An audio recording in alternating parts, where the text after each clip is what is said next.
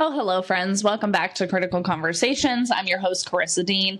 Today, I'm excited to talk about how the universe is an algorithmic system, no different than the AI that is being utilized on your phone for every time you log into social media or go to Google something, how randomly it just knows that you were just talking about whatever it was that you were just talking about. The universe works the same way.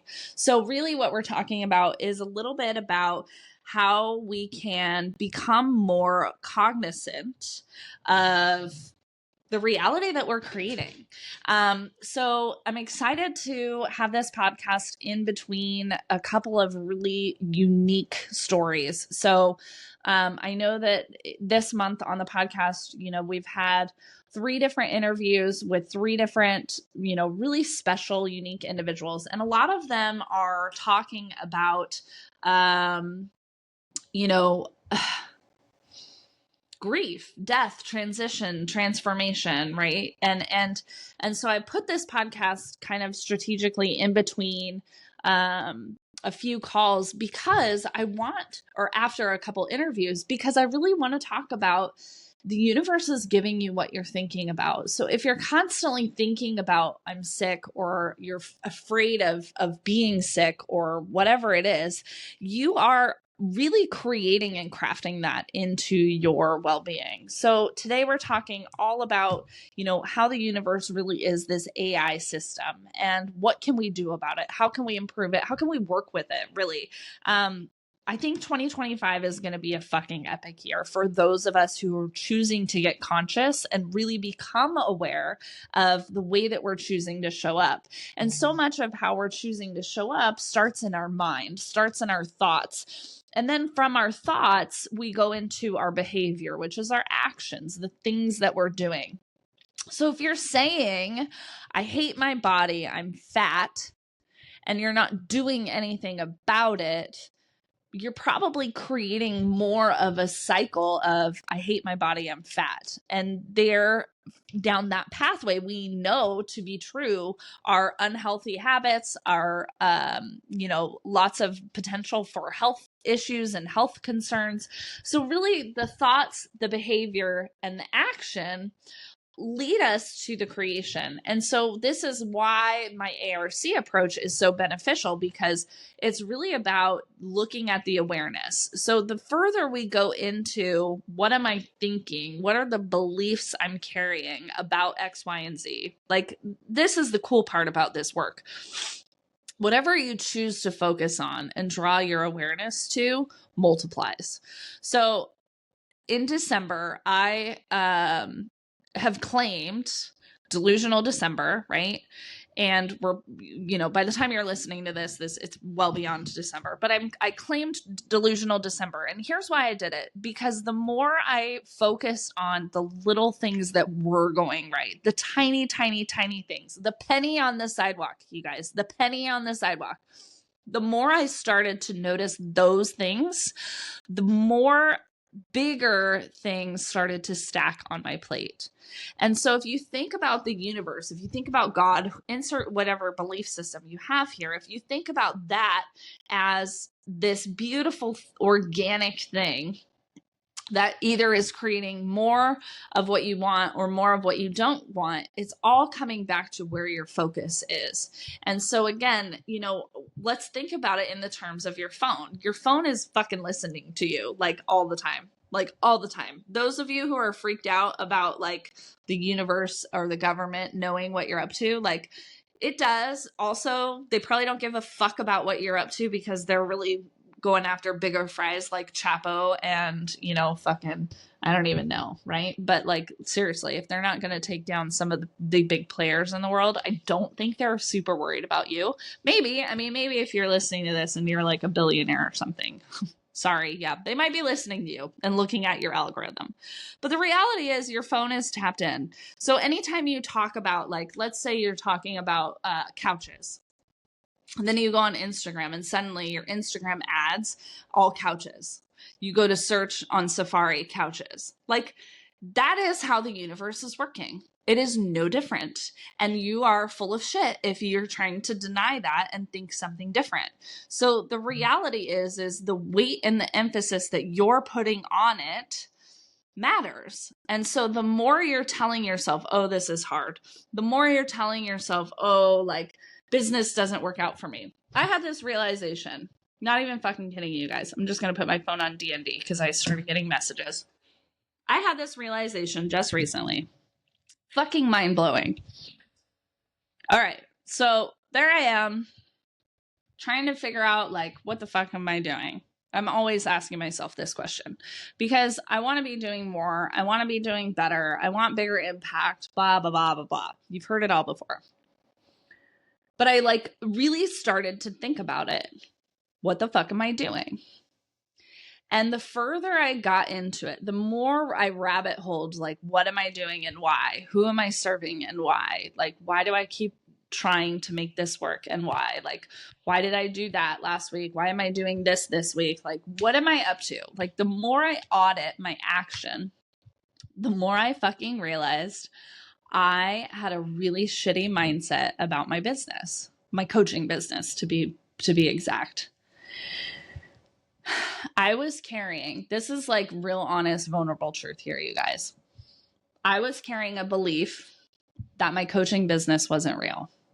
It wasn't a real business. And I was carrying this subconscious belief because I was stoic around, I don't coach coaches. And I don't coach coaches because it's not a real business. So I was judging other coaches, judging myself a little bit without even consciously being aware that I was judging myself. But I was carrying this subconscious belief that a coaching business isn't a real business. And I was carrying that because I had judgment around coaches who were teaching business but had not ever done business outside of coaching. So let me explain that. Nigel and I have multiple businesses. You know, when we first got together, I worked with him in his business. I also opened a dance studio. That was a fucking giant bust. So like that's my initial, you know, entrepreneurial journey, was trying to open a dance studio and that flopping on its face real fast. And then, you know, from there I tried to do like crafting and jewelry making. That was a fucking bust. And here's the reality. Most of these businesses were a bust because it wasn't what I was supposed to be doing. Not because I wasn't doing the right things in business, but it's not what I was supposed to be doing, right? It wasn't my purpose. So, you know, I worked with Nigel. I dabbled in these different businesses. I opened LLCs. I opened DBEs. You know, Nigel's business continued to grow. I learned that I was really actually good at marketing and strategy. So I started helping him with that. I opened my own trucking business, being like, okay, well, I know how this business works. Let me just like open this thing over there because I know it'll be over there and it can make money and I don't have to do a whole lot with it. It can be like an olive branch for me. And it was successful. I mean, it works. It's great. It did take a lot of time and energy. I did resent it for a long time, but fuck, that business like makes $1 million with my eyes closed. And it's amazing. I'm hopefully, you know, it hopefully won't be on my plate forever. But yeah, it's over there. It's working. It's great because I understand the function and the strategy of it and I don't overthink it. Right. And I think I've talked about this before too, you know, with property management. When Nigel and I first bought our first, vacation rental, he looked at me and he said, "Can you run it?" And I said, "Fuck yeah, I can run it." I was like looking at the ocean and being like, I can run this. I can like fucking hang out here and run this. Yeah, I'll fucking figure it out. I'll make it work. If you're going to buy me this house, I will figure out how to make it make money. Right. So, and from there it was like, then we just kept buying properties cause it worked and I ran them. So, you know, I have carried this judgment around coaching because I have felt as though it's not a real business. And who the fuck are you in your little coaching manifesting world to tell me how to run a real fucking business? Like real business does take real work. And so, I carried this harsh judgment around that. And I didn't realize how much that judgment was impacting my coaching business. Because here I was saying, I don't coach coaches. And, like the reason I was saying that is because I didn't really believe that a coaching business could be successful. Boing! Like slapped me in the face. Holy shit. Talk about a cold plunge. That was like a shock of reality for me when I had that realization around like, oh my God, for the last year or two, I've had a bone to pick here. And it's really with myself, because the truth is, I know that there are successful coaching businesses out there. I know that there are really good business women out there, business men out there. They're not full of shit. They are running legitimate businesses that support themselves and their families. And it is possible for a coaching business to be a real business. But here's where I'm burnt, you guys. I'm burnt on a couple things. One, hiring the wrong coach for me a couple times, more than one. I've worked with somebody who was trying to give me advice about how to do stuff instead of them working to support me on my unique pathway. They wanted me to follow a methodology or a system that they had quote unquote tried and made. And so I think I carried this bone, around unconsciously because I was frustrated at my experience in the coaching world. And so I kept shouldering this concept of, well, you should work with me because I have real business experience. Like I really know what it is to make $100,000 payroll every couple of weeks. I really know what that stress is like. I really know how to deal with, big issues. Like, I mean, I can't even tell you how many fucked up situations we've had. Like, if you want to be in chaos, get a trucking company because that shit is chaotic. Like insurance rates, trying to make sure your licensing is all clear, your DOT, your registration, drug testing, like hiring, firing, child support garnishes of wages. I mean, I have directly experienced a lot of those. And then I've also sat next to my husband who's experienced a lot of those. Lawsuits, class action lawsuits, like you're not a real business. Like I carried this belief in my mind. You're not a real business if you've never been sued. Like Nigel and I've been sued. Fucking class action lawsuit in the middle of COVID. Like you want to talk about, overcoming some shit. Let's talk about it. Most of my clients don't even know about it because I literally just now have been given like the thumbs up that I can share this information. But I've carried this weight around a coaching business not being real without realizing that it's fucked with my ability to have this thriving coaching business. And it's because I carried this belief that it wasn't real. But it is real. It's real impact. It's real people. Money is being exchanged. Time is being exchanged. I have to file the taxes for this business no differently than the properties, no different than the trucking company, no different than Nigel's companies. The taxes are real. It's like, what the fuck am I thinking here? Like, of course it's a real thing. But I was holding this judgment around people saying, I'm a business coach. Let me teach you how to run a business, when they're really like full of, I think at the time I just was like, they're full of shit. They don't know. And it's because I was comparing apples and oranges here. And that has grossly impacted my ability to quote unquote thrive in this coaching business because I'm limiting myself because my fucking algorithm is fucked. Because I'm having conversations and talking about how my business is real, but Sally Joe's isn't real. And guess what the universe is saying? Well, if Sally Joe's isn't real, then yours isn't real either because they're the fucking same concept. What in the fuck, Karissa? What in the actual flying fuck? My algorithm has been fucked for the last 2 years because I have been saying and doing shit to sabotage my own ability to succeed. My algorithm has been fucked. And I'm finally willing to talk about that. Like, the realization has been there. There have been subtle changes I've made in my language, in my thoughts, in my beliefs. There's been a lot of judgment I've had to like work through in my personal life. And I'm finally willing to admit that I'm not perfect. I fucked my algorithm.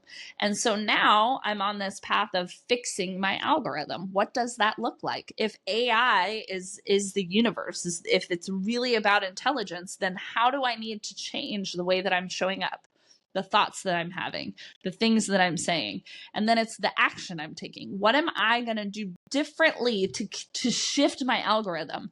And here's the thing, it takes time to do this because it's about consistency. And I think that's the number one killer of people in business in general, but I think it's the killer of everything in life, is our lack of consistency, our inability to own our mistakes. And here's what I'm willing to say to you. I made a fucking mistake.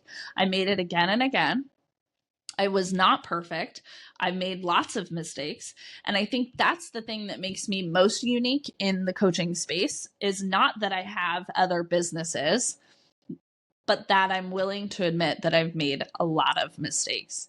And I'm willing to look at those mistakes, be really uncomfortable about those things, and have a conversation around it. I'm willing to go there with people. I'm not afraid of admitting that I have a couple clients in my past who really don't fucking like me. I'm not afraid of having those conversations with people and be like, yeah, there's a couple people who don't like me because the coaching relationship ended badly, because either I called them out on something that they weren't ready to go into, and that was my bad. I went too fast. There's a couple who I chose to work with somebody that they were like super hurt about, and they said, I can't support you anymore because you're choosing to work with this person. And that has been rough. I mean, but those are the decisions I've made. They're the mistakes that I've made, but I look at those and I don't think that they're mistakes. I mean, just like I look at me trying to open this dance studio and do this dance thing, and I look at that now and I'm like, that just wasn't my path. Like, yeah, it didn't work out. It sucked. It cost a lot of money. It was a shit ton of my time and energy. You know, I was really bummed out about it. I felt like really hurt by a lot of people in my life because it didn't work out. But really I can look at that now and I can be like, but yeah, that was just not where I was supposed to land. Like, it wasn't supposed to work, and it didn't work. And I could have, here's the funny part about it, I could have pushed through. I could have found, basically what happened is the building I was renting from, the lady sold it out from under my lease. And so I was just like displaced within like a week. And I was like, well, I guess that's it. But I could have fought. I could have been like, okay, I'm going to find a new location. I'm going to we're going to move here and it's going to cost a lot of money. But I was just like, fuck it. I don't want to do this. I don't want to rebuild this. I'm not doing this. I was like, it hasn't been easy. It's been really hard and it sucks. Nigel was mad at me because he's getting up working in the morning and I'm doing dance at night. It wasn't the right fit for our family. And so, I didn't fight for it. And I'm glad I didn't fight for it. I could have, and I'd be in a very different position right now. But my point is I can look at these things. Like, I can look at this client who was like, fuck you, Karissa, I'm not working with you because you chose to work with this person. I can look at that and I can feel really sad about it. I can feel disappointed. I can beat myself up. I can feel, I can go through like, should I have done this? I could go down 90 different fucking rabbit holes. But the reality is I just move on. I look at it and I'm like, yep, okay. If this happens in the future, maybe I'll make a different choice, but I'm not going to feel bad about it. I'm not going to go down the guilt shame cycle. I'm going to say that's what happened. I have information now that I didn't have prior to this experience. And next time, maybe I'll do something different, or maybe I won't get myself into that position. I'm going to have foresight around who I work with and who I say yes to. I'm going to have foresight around this isn't working. Why? And so I'm really the person who can look at it and be like, damn, let's reorganize this. Like, let's shift the perspective, let's shift the focus. And that is what the universe is saying you need to do to change your fucking algorithm, is stop looking at it in the shame guilt, because the shame guilt negative thoughts that you're having are keeping you on that same fucked up algorithm. And so the moment you decide to shift your perspective to look at it from a more like open, curious, what can I learn from this? Okay, this happened for me. This is a growth opportunity. It's uncomfortable, but I'm going to step into the stretch zone. I'm going to admit where I went wrong. I'm going to look at it from a different perspective. The moment you do that, you change your algorithm and you open yourself up to, wow, I get to learn from this and I get to keep going. I get to learn from this and I get to keep going. And I don't have to hold on to the shame, the guilt, the judgment. I get to forgive myself. I get to forgive the other people involved, and I get to keep going. I get to take another step forward, and I get to create what comes next. This is the ARC approach. So your awareness and your ability to reflect and reframe it and look at it from a more productive standpoint. Again, like, there's no good or bad here. It's just about, can I look at it from a productive standpoint that gets me moving one step into my future that I want for myself, right? And then that's the seed creation. I'm going to create the future I want for myself because I've taken the time to reflect and be like, damn, I wasn't supposed to be a dance studio owner. Okay, check. You know, I haven't talked about this scenario either. Like, there's so many things I can talk about, which is why I have so many podcasts batched up, you guys. But like, you know, there's a whole podcast episode I can go into, a class action lawsuit that Nigel and I navigated, and how fucking tumultuous that was for our personal life, for our financial well-being. I mean, everything, our health, our well-being, like, fuck that situation. One day I will do a podcast. I'm not quite ready. As you can tell. It was really hard. I almost lost my marriage. I almost lost my husband. We almost lost our house. Rough. We almost lost our business. Yeah, rough. But what I was going to say is, you know, there is this situation that I look back on. You know, I have very few regrets in my life, but there is one regret that I do hold on to. And I think about it. It's the most recent one for me. For those of you who've known me, I did get a degree in dance. I got out of that. I got out of college, I worked for a bunch of people. I opened my own studio. I was the education director for dance teams in Oregon. I was traveling, doing choreography. I was working for, traveling dance competitions and judging and hosting and being the coordinator for that. And I would say 99% of my dance relations, you know, I was also dancing semi-professionally, traveling for that. 99% of those relationships ended in shit. I don't talk to anyone I used to coach dance team with. A lot of those relationships ended very poorly. And I hate that. I really hate that. And there are a lot of conversations I would do over and do differently. Most of the women who I worked with traveling, doing these traveling competitions, I don't talk to. There's literally like one person I can think of who I still connect with. But all of the people I used to judge with, all of the people I used to choreograph with, like, most of those relationships ended. And here's the thing. They ended badly because I was not confident enough to walk away, because my whole world was around dance and dance team. And I kept trying to make it work, and it wouldn't work. And I wasn't valuing myself. I was not valued in those partnerships or relationships. The work that I was doing was not valued. People didn't fucking want to hear it from me because I wasn't in the right spot. That's not where I was supposed to be. And I wasn't listening. And I kept trying to force this thing. And every time it ended badly because I wasn't fucking supposed to be there. And I do feel bad about that. I feel bad that I wasn't listening to the subtle hints. The algorithm was trying to support me to move on earlier, and I wasn't willing to let it go. And I feel bad about that. But I do have to look back on those things now and say those are the lessons that now help me really take time to be like, am I trying to force this? Like, is this something I'm trying to force, or is this meant for me?